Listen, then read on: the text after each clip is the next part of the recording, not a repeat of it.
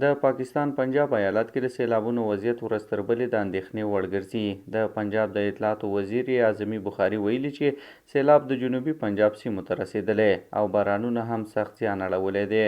هغې په لاهور کې له رسنیو سره د خبرو پر مهال ویلي چې د سیلاب له امله په تېرو 24 ساعتونو کې نږدې 80 کسان وژل شوي، څه د پاسه 4 میلیونه کسان اغېزمن شوي او شاوخوا 4315 کلي زیانمن شوي دي. د نوموړي په وینا سیلابونو نږدې 2 میلیونه کرهنیزه ځمکه هم له منځه وړې ده چې له امله یې د خوراکي توکو بیه هم زیاته شوې ده. د پنجاب حکومتي چارواکو ویلي چې 2 میلیونه او 100 کسان او څه د پاسه 1.5 میلیون څاروي خوندي ځایونو ته هم انتقال شوي دي.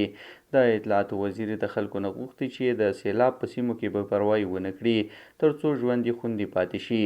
هغې همداراز ویلي چې په ځینو سیلاب ځپلو سیمو کې د ډینګي ناروغۍ پیښې هم ثبت شوي دي چې دوی یې د مخنیوي لپاره لازم اقدامات کړي دي. د مرجوب لیدا وروستي ارقام نه دي او ښایي تغییر ومومي.